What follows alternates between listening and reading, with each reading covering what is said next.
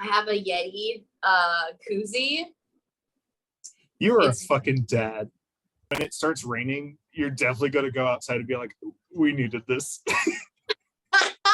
Oh my God. Hey everybody, welcome to Jesus is My Girlfriend. My name's Annie. Jesus is not my girlfriend. However, there was a point in time in my life where he was. And here on this channel, I talk about that. Today, we have a very special guest, my ex-boyfriend, Justin.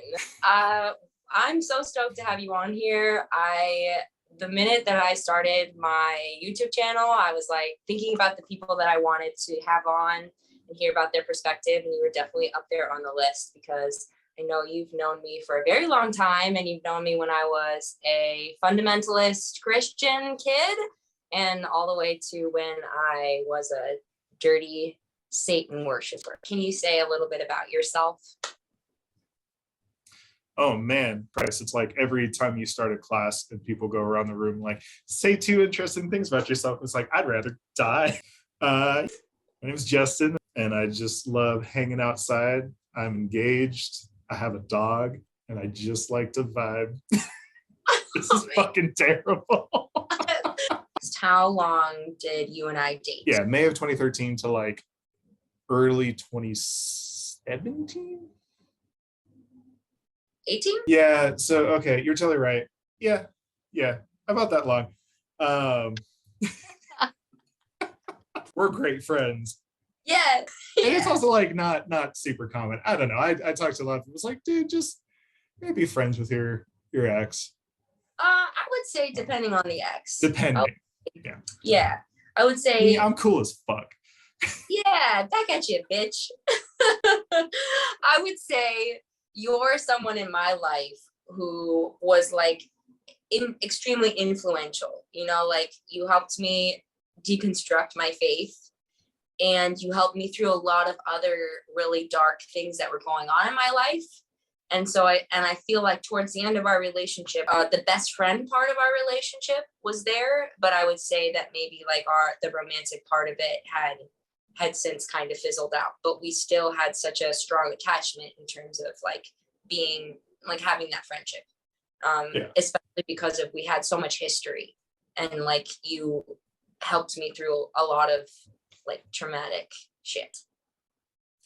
Yeah, no, I just like really, really formative years, like young adult, moving out, getting your own place, working in jobs, like real adult shit. And like that transition from high school into, independent life. Because yeah, both of us went right from like high school to just working full-time jobs while also like balancing. Yeah, you step away and you realize like, man, I could have done a whole lot better.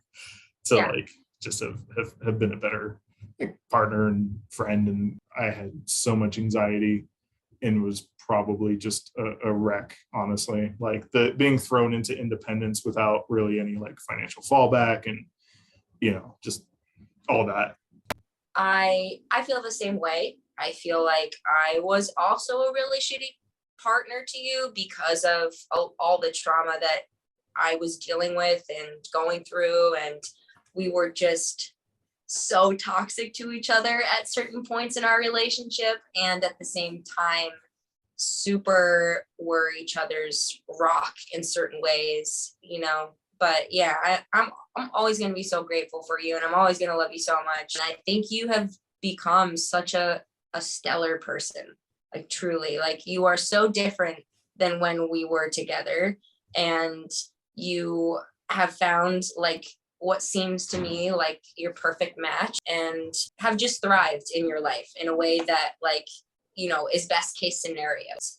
I'm so glad we're not dating anymore because we were such shits to each other and we're also very different people, No, dude, thank you so much. Like same, like looking at you when like we first started dating, you were dealing with so much, like just the most hostile environment at school, hostile environment at home, weird boyfriend outside of all of that. Like, dude, you had very, very little to like support you.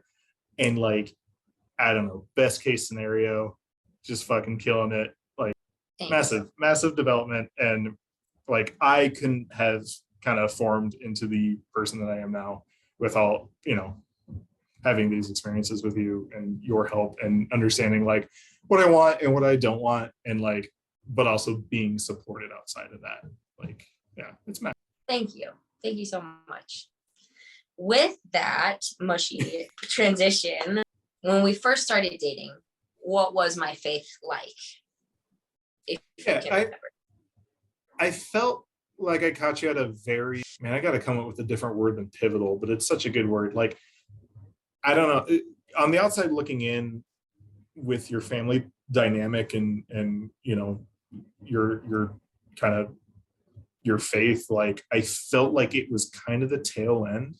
Definitely earlier on, like that first period where we kind of talked and did a date and there was all this weird back and forth. Like I felt like, okay, yeah, this is another person at school who is just kind of getting through their shit, trying to understand their religion and where it fits in with their priorities and their wants. And, you know, you were a little reserved on just like, oh, I can't date someone who is equally yoked. But that didn't last super long. And it wasn't like, I never felt pressured when we had first started dating in high school to be like, oh man, it's a bummer that she's a Christian. Like it became more and more of a smaller component. Yeah. Like certainly within the first year of us dating. And I can't necessarily pinpoint the moment, at least from memory, when you were just like, yeah, this ain't it. And it wasn't ever something so overbearing, but I think that kind of just came from you being as kind as you were and are. Sorry.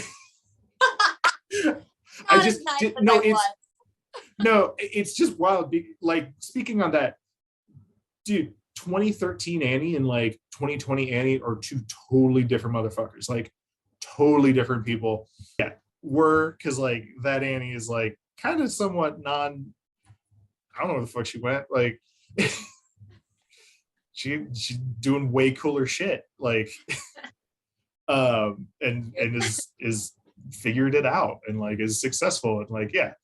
And not to say you weren't figuring it out then and like doing cool shit then, but it's like your environment was just every direction was super hostile, like very little support. And so I feel like maybe when it came to the times that you would like come over, we'd go out on dates, like that was reprieve from like the fundamentalist household.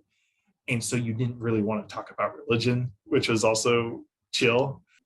Like, do you remember there was this like conflict when I asked you if you in, and you were like, I mean, I guess there's like some nice stories in the Bible, but not really. And then I went home and I think I told my mom, and you know, I was like, I don't know if we should date. And I think there was like, I don't know, a couple days where like we weren't talking to each other because I was figuring out if I actually wanted to date you or not. And I remember my mom, I don't know if I ever told you this, but when I went home, and I had told them that I've decided not to date you, my mom had covered my whole door. You know, we only had 2 rooms in that place. Yeah. So my mom, I think you told me this. I did? Yeah. Okay. So my mom had covered my whole door with heart sticky notes with verses from the Bible, and like, Jesus loves you. He's so proud of you. Like, you're a woman of God. You're doing the right thing. And I remember seeing those sticky notes on the door and being like, no, fuck this. And I think the next day I went up to you and you were like, oh yeah, hey. And I was like, yeah, I want to date you. And I think you used to give me shit for saying this, but. Oh yeah. Yeah. I was holding back. Yeah. Yeah, go for it. Oh, was it just, I want you? Memory is such a weird thing because it's like, dude, you can't think of any random date or like even an entire day, but goddamn, do I remember that like crystal clear because it's just so funny. Okay, next question would be, what was your perception of my family? For the children, I just felt super bad. Yeah, to this day, I don't think I've met someone with quite your experience. It's pretty horrendous. I had a lot of animosity towards your father and still do. Like, my opinion has not changed. And he is such a momentous icon in my life for just like, this is the peak evil that Christianity can become. This is using scripture, using faith to commit crime. You know, every interaction I ever had with that man, I try to make as quick as possible. Just horrendous. I was frustrated by your mom, but ultimately feel really bad because she's certainly a product of that environment, and I think is a person who had so much, just like you and your siblings, had so much potential, and unfortunately got caught up in this structured lifestyle, and not purely from Christianity, but just also in, I mean, I don't know how much we want to talk about this, but just abuse, like an abusive person. It certainly could have happened with someone non-religious, but I think religion just kind of bounded your mom to the abuse. Like, I think your siblings are wonderful people, and it's always good to hear when they're doing well, but it immensely bleak a lot of the times. Yeah, that sums it up for sure. Do you remember any conversations that we had surrounding religion while I was deconstructing? I remember, I think 2 or 3 specific ones. One would be when you were talking about how adults get really angry with children for asking questions about the Bible and getting really defensive and don't actually answer your question. And the second conversation that I remember is talking about hell and how God, like, your thoughts on why the fuck would God make hell? Like, that's a wild concept of eternal suffering as a punishment for not believing in him. Yeah, it's like, believe in me so you could save yourself from me for not believing in me. No, I don't.